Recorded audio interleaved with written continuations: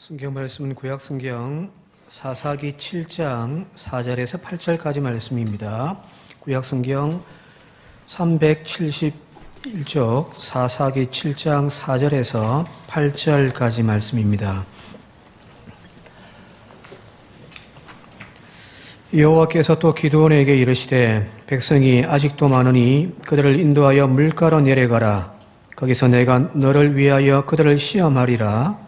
내가 누구를 가리켜 네게 이르기를 이 사람이 너와 함께 가리라 하면 그는 너와 함께 갈 것이요 내가 누구를 가리켜 네게 이르기를 이 사람은 너와 함께 가지 말 것이니라 하면 그는 가지 말 것이니라 하신지라. 이에 백성을 인도하여 물가에 내려가매 여호와께서 기드온에게 이르시되 누구든지 개가 핥는 것 같이 혀로 물을 핥는 자들을 너는 따로 세우고 또 누구든지 무릎을 꿇고 마시는 자들도 그와 같이 하라 하시더니 손으로 움켜 입에 대고 핥는 자의 수는 300명이요 그 외의 백성은 다 무릎을 꿇고 물을 마신지라. 여호와께서 기드온에게 이르시되 내가 이 물을 핥아 먹는 300명으로 너희를 구원하며 미디안을 내 손에 넘겨주리니 남은 백성은 각각 자기의 처소로 돌아갈 것이니라 하시니 이에 백성이 양식과 나팔을 손에 든지라. 기드온이 이스라엘 모든 백성을 각각 그 장막으로 돌려보내고 그 300명은 머물게 하니라. 미디안 진영은 그 아래 골짜기 가운데 있었더라. 아멘. 조금 전 찬양대 찬양이 만군의 하나님, 즉 전쟁의 하나님, 승리케 하시는 하나님에 대한 이야기입니다만은 성경의 성전, 그러니까 전쟁에 승리하는 큰 어떤 이야기들이 여럿이 있습니다. 사무엘상 17장에 좀 잘 아시는 다윗과 골리앗의 싸움에서 그 어린아이 다윗이 큰 거인 골리앗을 넘어뜨리고 승리했다라고 하는 이 사건. 열왕기상 18장에 엘리야와 바알 선지자가 갈멜산에서 누가 참신인지를 놓고서 대결하는 영적인 전쟁에서 한 명 1대 850명이라고 하는 이 숫자의 싸움에서 엘리야가 승리했던 이야기. 여호수아 3장에 이스라엘 백성들이 그 견고한 난공불락이라고 이야기하는 그 여리고성을 법궤를 메고 하루 일주일 동안 도움을 통하여 그 여리고성이 무너짐을 통하여 대승을 이뤘다고 하는 이야기. 그리고 오늘 읽은 이 기드온의 300용사와 미디안 연합군의 전쟁에서 이스라엘이 이겼다라고 하는 이 전쟁 이야기는 말 그대로 대승이죠, 그죠? 우리가 이수진 장군의 12척의 배로 300척이 넘는 일본의 함선을 무찔러 이겼다라고 하는 그걸 우리는 엄청나게 자랑하지만 성경에는 그런 이야기는 말 그대로 세 발의 피입니다. 그죠? 엄청난 이야기들이 성경에 들어가 있습니다. 자, 이 모든 승리, 전쟁에서의 승리의 요인들을 한번 이렇게 분석해낸다면 공통적인 하나의 특징이 있습니다. 그게 뭐냐면 바로 겸손입니다. 거인이 이기는 것이 아니라 그 어린아이 아무것도 할 수 없다고 하는, 그래서 왕의 갑옷을 입어도 거동조차 못하는 그 어린아이가 이겼다라고 하는 것. 난공불락 여리고성 그 앞에 아무 대책도 없었던 이스라엘 그리고 여호수아.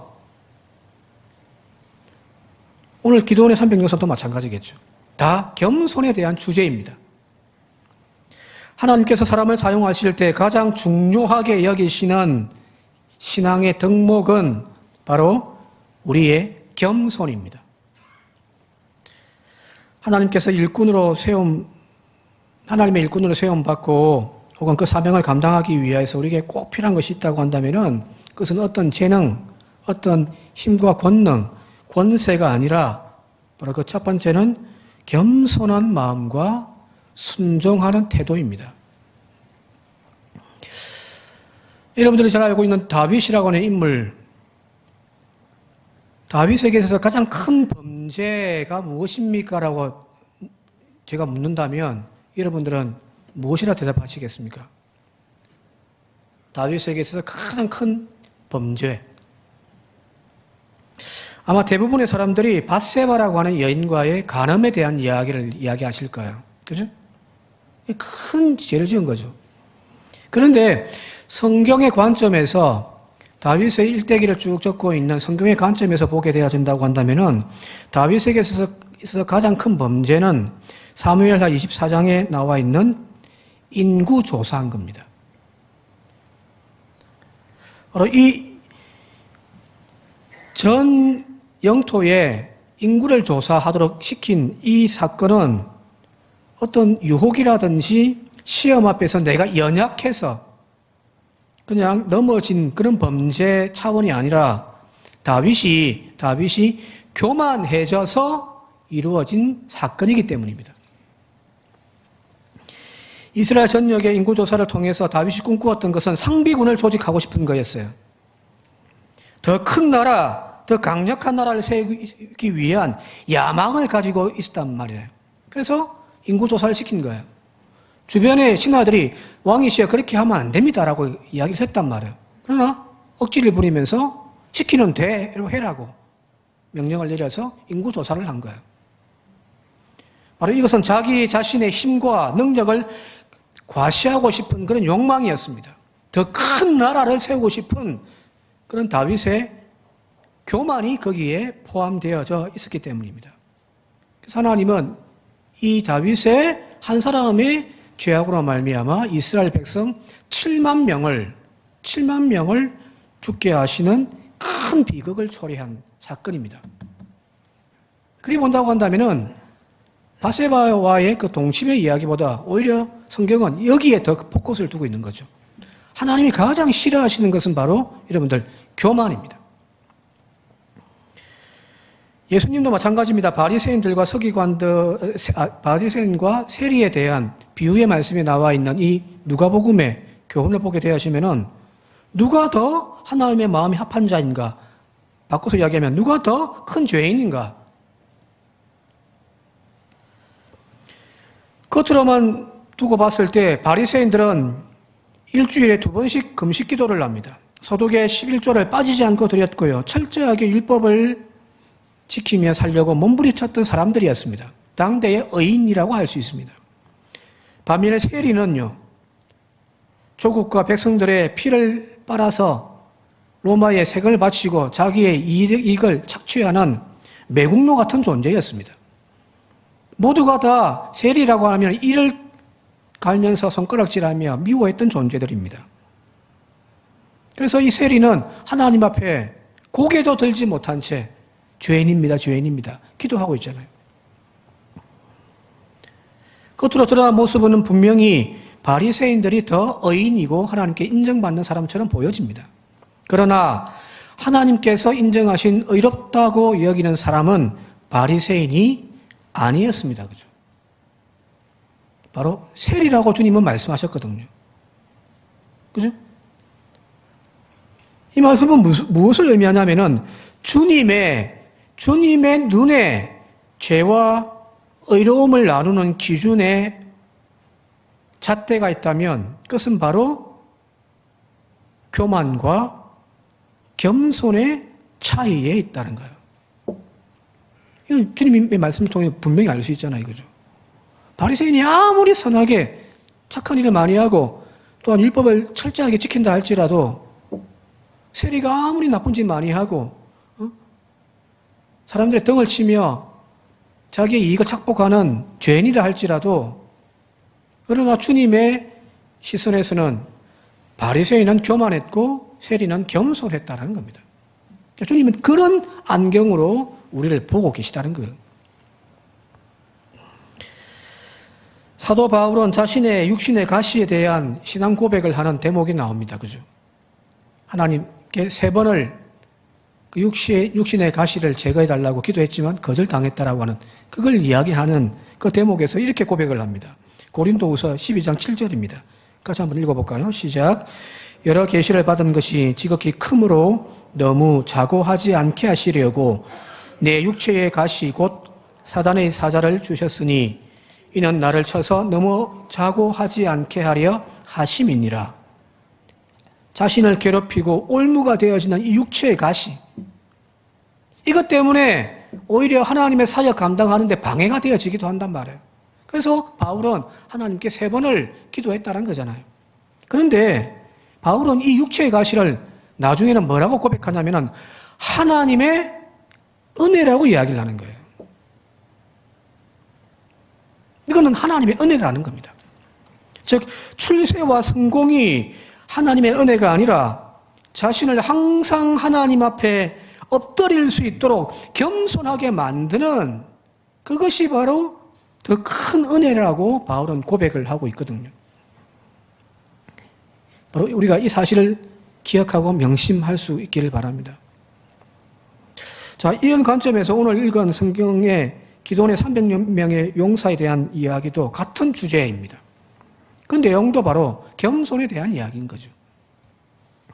자, 이스라엘 주변에 있는 흩어져 있는 미디안과 아말렉 그리고 동방 사람들이 서로 연합해가지고 이스라엘을 치러 지금 저 북쪽에 있는 이스라엘 광야 평야에 지금 모인 거예요. 연합 군대입니다. 근데 그 숫자가 뭐 정확하게 몇 명이 모였다고 나와 있지 않지만 쭉 읽어보면 이제 뭐 죽은 사람, 남아있는 사람 이렇게 숫자가 나오는데 대략 13만 5천 명 정도가 모인 거예요. 이스라엘 치기 위하여 모인 연합군대가 13만 5천 명입니다. 자, 이 대군을 대적하기 위하여 하나님께서 지금 기드온을 사사로 세우신 거죠. 그죠? 사사가 기드온이 지금 나팔을 빵 붑니다. 모이라는 거죠. 그 기드온의 나팔 아래에 이스라엘의 각 지파에서 모인 이스라엘 군대의 수가 3만 2천 명입니다. 3만 2천 명. 자, 13만 5천 대 3만 2천입니다.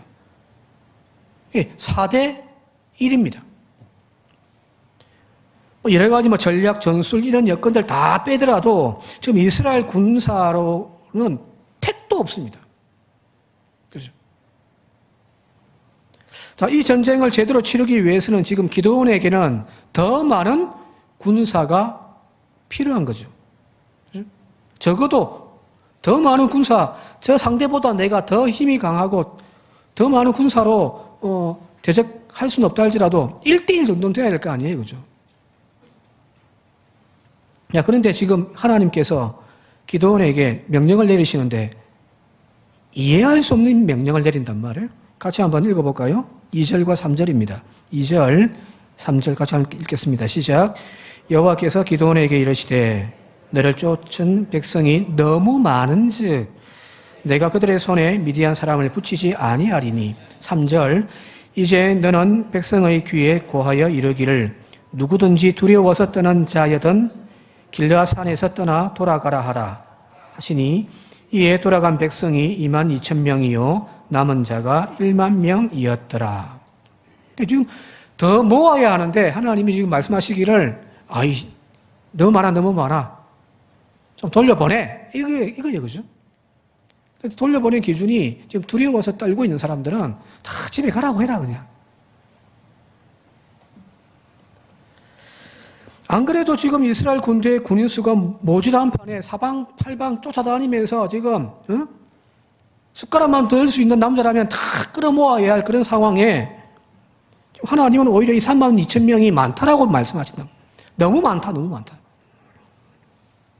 그러면서 두려움에 떨고 있는 사람들은 다 돌려보내라고 했더니 돌아간 사람이 2만 2천 명, 남아있는 사람이 1만 명이라는 거잖아요. 어쩌면 이 대목은 조금 수긍은 되긴 돼요. 왜 그러냐면 지금 전쟁에 나갈 때는 목숨 걸고 나가는 거잖아요. 그죠? 그죠? 내 결에, 내 가족, 우리 사회를 지켜내기 위하여 내가 목숨을 던져서라도 저걸 무찌르려야 되겠다라고 하는 그런 결단을 가지고 나와야 되는데 지금 두려움에 사로잡혀 있단 말이에요. 언제 기회만 되면 도망갈 생궁리만 하고 있는 이 사람들은 오히려 같은 아군에게 방해만 될 뿐이에요. 그죠? 그냥 가라. 보내는 것이 맞을 수도 있습니다. 그런데 또 한 번 하나님께서 더 이해할 수 없는 명령을 또 내리시는 거예요. 4절까지 한번 읽어볼까요? 4절입니다. 시작. 여호와께서 또 기드온에게 이르시되 백성이 아직도 많으니 그들을 인도하여 물가로 내려가라는 겁니다. 기드온이 지금 환장을 노리셨을 겁니다. 아직도 많다, 아직도 많다. 아니요. 택도 없습니다. 근데 뭐가 아직도 많습니까? 근데 하나님의 눈에는 아직도 많다는 거예요. 10,000명이요. 지금 13만 5천 명을 대적하기 위한 숫자인데 10,000명도 많다라고 이야기를 하는 거예요. 그리고 물가로 내려가서 이제 두 부류로 나누는 거예요. 5절과 6절 보게 되어지면은 한 부류는 물을 먹는데 그 강가에 물을 손으로 팍 퍼가지고 햇바닥으로 핥아먹는, 마치 개가 물을 핥듯이. 그래서 여기 개의 핥는 것 같이 그 혀로 물을 마시는 자입니다. 그래서 손으로 물을 싹 떠가지고 마시는 거죠. 근데 또 한 부류는 5절 끝부분에 보게 되어지면 무릎을 꿇고 그냥 엎드려가지고 강물에 고개를 쳐박고 막 물을 벌컥벌컥 마시는 겁니다. 자, 그 숫자가 나누어지는데 물을 핥는 자가, 손으로 물을 떠서 물을 핥는 자가 300명이고 그냥 고개를 쳐박고 강물을 벌컥벌컥 마시는 사람들이 바로 9,700명이 되어지는 거죠. 자, 여러분 같으면 누구를 택하시겠습니까?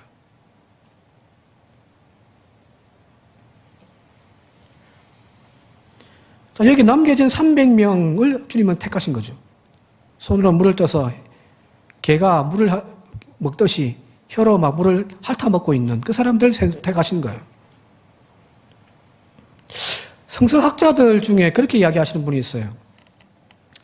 자, 이제 태도를, 하나님께서 그들의 태도를 보셨다라고 보는 거예요. 자, 물을 떠서 마시는 사람들은 주변에 경계를 하는 거죠. 언제 적이 쳐들어와서 위급한 상황인지를 경계하는 태도로 마셨다라는 거고, 고개를 쳐박고 물을 막 마시는 사람들은 무릎을 꿇고 적이 쳐들어오면은 그걸 경계하지 못하는, 방심하고 있는 모습이라고. 그래서 그들은 이 전쟁이 합하지 않다라고 이야기하시는 분이 있는데 제가 봤을 때는 그건 틀렸습니다. 제 개인적인 생각으로는 이 300명은 조심성 있는 군사, 경계하면서 물 마시는 그런 경계하는 조심성 있는 군사라기보다는 마치 이 앞장에 6장에 나와 있는 기드온과 같은 나약하기에 그지없는 그런 인간들입니다. 상남자같이 고개를 쳐박고 막 벌컥벌컥 마셔야지, 그죠?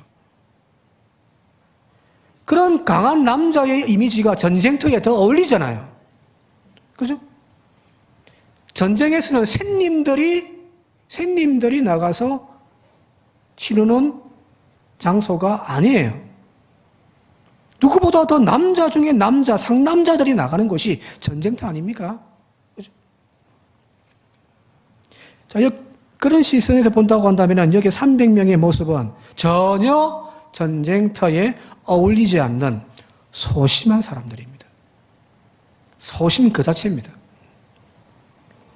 더군다나 손으로 물을 퍼가지고 개에 핥는 것 같이 그 혀로 물을 핥는 것, 이 표현은요, 이스라엘 백성들에게 수치스러운 표현입니다. 여러분 잘 아시듯이 이스라엘 백성들이 이방인들을 호칭할 때에 개라고 표현하잖아요. 그죠? 개에 비유되어지는 것은 다 수치스러운 거예요. 남자가 세상에 물을 마시는데 마셔요? 남자답지가 않은 거예요. 자, 그런 것들을 다 종합해서 지금 하나님의 이해할 수 없는 이 요청을 평가해 보자면 이런 거예요. 3만 명이 넘는 용사들 중에 줄여서 남은 이 300명의 용사는 강력한 어떤 특수부대원이 아닙니다. 오히려 소심하기 그지없는 남자들이고 이 전쟁에 적합하지 않는 사람들만 남았다고 보시는 것이 맞습니다. 왜 이렇게 하나님은 소심하고 조심성 많은 그런 300명만 남겨놓았을까? 그 이유를 이미 하나님께서는 2절에 기드온에게 말씀해 주셨어요. 다시 한번 2절 말씀을 같이 한번 읽어볼까요? 2절 말씀 같이 한번 읽겠습니다. 시작. 여호와께서 기드온에게 이르시되 너를 쫓는 백성이 너무 많은즉 내가 그들의 손에 미디안 사람을 붙이지 아니하리니 이는 이스라엘이 나를 거슬러 자긍하기를 내 손이 나를 구원하였다 할까 함이니라는 겁니다.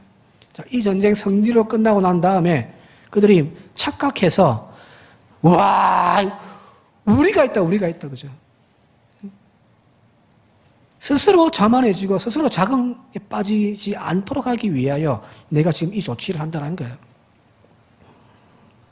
만약 이 사실을 배제해버린 채 이 기적 같은 전쟁의 승리를 이루었던 이 300명의 용사들을 나중에 어떻게 했을까요? 와, 우리가 있다. 백성들은요, 300명의 용사를 바라보면서 영웅이라고 이야기했을 거예요. 실제로 그런 주제의 이야기가 여러분 잘 아시는 영화에도 나오잖아요. 그죠? 영화 300이라는 영화 다 아시잖아요. 저는 한번 말씀드린 것 같은데, 기원전 480년경에 페르시아의 크세르크세스 왕이 그의 군대 100만 명을 이끌고 그리스를 쳐들어온 거예요. 그에 맞서기 위하여서 나갔던 사람이 바로 스파르타 왕 레오니다스가 이끄는 300명입니다. 이 사사기 이야기 똑같죠, 그죠? 그림 한번 보여주실래요? 저 영화에도 만들었단 말이에요. 저기에 나오는 저 300명의 용사들은 스파르타의 군인들입니다. 철저하게 어릴 때부터 전쟁을 위하여 키워진 아이들. 그리고 장성한 몸도 그죠. 요즘에 TV에 백인인가 그런 거 하던데, 이 근육이 우락부락하고 전쟁에 능한 그런 용사들입니다. 테르모필레라고 하는 그 지역에 이제 이 페르시아의 100만 명이 모였고 300명이 그들을 막아내야 되는 거예요. 그러니까 넓은 데서는 도저히 희망이 없으니까 아주 좁은 협곡에서 이제 그걸 틀어막고서 이제 이 100만 명과 맞서는 거예요. 그래서 승리했다라고 하는, 물론 전체적인 내용은 마지막에 거의 다 죽습니다만은 이제 아군이 올 때까지 시간을 벌어준 거죠. 자, 이 그리스의 영웅의 이야기인 300, 그리고 오늘 읽었던 이 기드온의 300명의 용사, 그 스토리의 내용은 비슷해 보입니다. 그런데 본질적으로 다른 이야기를 다루고 있는 거예요. 스파르타군의 지도자 레오니다스와 300명의 용사는 말 그대로 진짜 용맹스러워서 그들의 용맹을 가지고, 그들의 용기와 지혜를 가지고 그 100만 명의 페르시아 군대를 맞서 이겼던 전쟁의 이야기입니다. 그래서 그들은 영웅으로 취급받아졌습니다. 그런데 여기 나와 있는 여기 기드온과 그들의 300명의 용사는 쫄부 중에 쫄부입니다.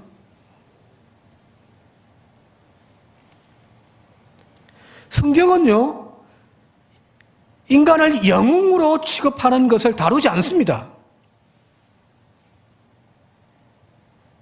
세상은 특히 그리스 신화, 로마 신화에는 영웅을 만들어내는 이야기들이잖아요. 그래서 로마의 그 신화들 보십시오. 영웅들이 얼마나 많습니까? 헬레크레스라든지. 그런데 성경의 관점은 인간을 영웅시하지 않습니다. 오히려 성경에서 이 전쟁의 요인은 이 300명의 용맹함이라든지 목숨 건 어떤 투철한 의식, 그게 아니에요. 성경이 이야기하고 싶은 것은 이 전쟁은 내가 했다라는 것을 주님이 보여주시려고 하는 거예요. 내가 했는데 나중에 다 이기고 난 다음에 저놈들이 지가 했다라고 하지 못하도록 다 빼고 300명만 남겨놓은 거예요. 그래서 여러분들, 전쟁은 나에게 속한 것이 아니요 하나님께 속한 것이다. 이렇게 고백을 해야 되는 거예요. 하나님은 이 사건을 통해서 이스라엘을 억압하고 있는 현실의 문제를 지금 해결해 주고자 하는 것이 물론 있지만, 그러나 그건 2차적인 문제고요. 정말 하나님께서 해결하고자 하셨던 것은 뭐냐면은 이스라엘의 지금 현실적인 고통이 아니라 바로 믿음의 문제입니다. 믿음의 문제를 먼저 하나님은 터치하시는 거예요. 이것 안 되고 그냥 고쳐만 주면 어떤 일이 발생하냐면은 도루묵이 되어지더라는 거예요. 쉽게 이야기하면은 병 고치는 기적을 경험했습니다. 하나님께서 내 병 고쳐주셨다라고 하는 이 분명한 믿음의 고백을 하나님은 심어주시기를 원하시는 거예요. 근데 이 믿음의 고백이 없으면 어떻게 되냐면은 예전으로 다시금 방탕한 생활로 돌아가 버리는 거예요. 그죠? 하나님이 내 병 고쳐주셨다라고 하는 이 믿음의 확신이 있으면 돌아가지를 않는데 이 믿음의 고백이 없으니까 또 예전으로 돌아가 버리는 거예요. 다 쫄딱 망한 사업을 하나님이 다시금 은혜 가운데서 이렇게 세워주셨습니다. 하나님의 은혜입니다라고 고백을 하게 되어지면은 하나님은 그 사업을 계속해서 축복해 주실 거예요. 그런데 하나님이 다시금 내 사업 이렇게 주셨다 하라는 믿음의 고백이 약해지고 없어져 버리면요. 또 똑같은 자리로 가버리는 거예요. 지금 우리가 사사기 읽고 있는데요. 사사기에 주는 교훈이 바로 그거 아닌가요? 가나안 땅을 정복했던 여호수아의 시대가 다 이제 지고 여호수아와 그와 함께했던 사람들이 다 죽었습니다. 그리고 이제 새로운 세대가 등장을 했습니다. 그런데 어떤 일이 발생하냐면은 이 땅을 정복하게 해주셨던 하나님의 은혜를 다 잃어버렸다는 거예요. 같이 한번 읽어볼까요? 사사기 2장 10절입니다. 사사기 2장 10절 같이 한번 읽겠습니다. 시작. 그 세대의 사람도 다 그 조상들에게로 돌아갔고 그 후에 일어난 다른 세대는 여호와를 알지 못하며 여호와께서 이스라엘을 위하여 행하신 일도 알지 못하였더라. 이게 사사기의 전체 주제예요. 그랬더니 그들이 애굽 땅에서 그들을 인도하여 내신 그들의 조상 여호와 하나님을 버리고 다른 신들 곧 그들의 주위에 있는 다른 신들을 따라 그들에게 절하고 여호와를 진노케 하셨더라. 이 주제가 바로 사사기 전체의 맥락입니다. 하나님을 잃어버렸더니 이 땅으로 인도해 주셨고 이 땅을 정복하도록 우리에게 주신 분은 하나님이라고 하는 사실을 잃어버리니 그 땅에서 뭔 짓을 하냐면 그냥 그 땅에 자기 눈에 보이는 좋은 신들 쫓아서 섬기기 시작하더라는 거거든요. 이 지금 여기 32,000명에서 300명으로 줄어들어 그리고 줄어든 그들을 통하여서 미디안 연합군과를 대적하기에 위하여 주님께서 300명만 남겨놓았던 그 목적은 이런 거죠. 너희 힘으로 산다고 착각하지 말라는 겁니다. 너희의 힘은 바로 나 여호와 하나님이다라고 주님은 우리에게 말씀하시는 거예요. 이것이 사사기의 목적이고 또한 성경이 우리에게 가르쳐주는 큰 맥락인 겁니다. 오늘 저와 여러분들이 바로 이런 겸손의 신앙을 회복할 수 있길 바랍니다. 특별히 하나님 앞에 쓰임받고 일꾼으로 부름받은 사람일수록 더욱더 겸손히 내가 아닌 하나님의 이름만 남도록 해야 합니다. 내 의견, 내 지혜, 내 경험, 내 생각이 아닙니다. 하나님의 지혜와 하나님의 능력으로 그 일들을 감당하고 마지막에는 하나님이 이루셨습니다라고 하는 이 신앙 고백이 하나만 남으면 되는 거예요.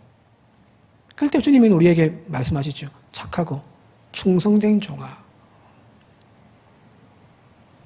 그 멸류관을 내가 쓰려고 하지 마십시오. 그런 하나님께 올려드리십시오. 그런 겸손한 일꾼, 겸손한 주님의 사람들이 되시길 바랍니다. 이제 말씀을 정리하고 마치도록 할게요. 지금은 이제 사라지고 없습니다만 이전에 대우그룹의 김우중 회장이 한참 잘 나가던 시절에 골프를 치는데 잘 치고 싶은 거예요. 그래서 자신의 이제 골프를 교정해 줄 수 있는 선생을 하나 이제 한 명 모시는데 미국에서 유명한 티칭 프로, 이제 그 골프를 이렇게 가르쳐 주는 유명한 선생 한 분을 이렇게 초청을 한 거예요. 항공료, 숙박비, 라운딩, 모든 부대 비용까지 다 해가지고 1억이 들었답니다. 그 당시에 1억이면은 어마어마하잖아요, 그죠? 뭐 집이 몇 채 될 수 있는 정도. 그 거액을 들여가지고 이 티칭 프로를 모셔가지고 같이 라운딩을 나가는데 자기 골프 치는 모습 보고 좀 이렇게 지적할 부분 좀 지적해주고 좀, 수정 좀 해달라고 같이 이제 간 거예요. 그런데 골프를 치는 내내 이 거액을 들여가지고 불러온 이 코치가 한마디 말도 안 하는 거예요. 그러니까 나중에 이제 이 김호중 회장이 성질이 났습니다. 돈은 거액을 들여가지고 불렀더니 이 인간이 그냥 꽁으로 처먹는다고 화가 났겠죠. 그리고 난 다음에 이제 한마디를 한 거예요. 이렇게 비싼 돈 주고 모셔왔으면은 좀 뭐라고 한마디라도 좀 해주고 가야 되지 않냐고. 그랬더니 이 코치가 뭐라고 이야기했냐면은 고개 들지 마시오. 한마디 남기고 본국으로 떠나가 버린 거예요. 고개 들지 마시오. 여러분, 골프 치시는 분들은 조금 아실 거예요. 골프 칠 때 정말 중요한 게 대가리 쳐들지 말라고 하거든요. 그림만 보여주실래요?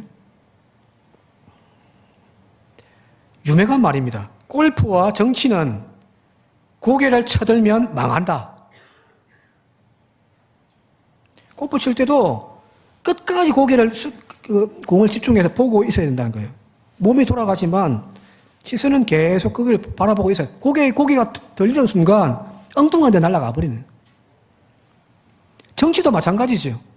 국민 섬기겠다고 표 달라고 겸손하게 허리 숙였던 그가 허리 드는 순간, 고개 드는 순간 망하는 거예요. 골프와 정치뿐만이겠습니까? 고개 드는 순간 우리의 사업도 망하고요. 우리의 인간관계도 깨어지고요. 교회도 망하고 우리의 개인의 신앙생활도 다 무너집니다. 다 무너집니다. 고개 드는 순간. 인생의 행복과 성공을 위해서, 그리고 무엇보다도 중요한 우리의 믿음의 승리와 성숙을 위해서 우리가 반드시 기억해야 할 한마디가 있다면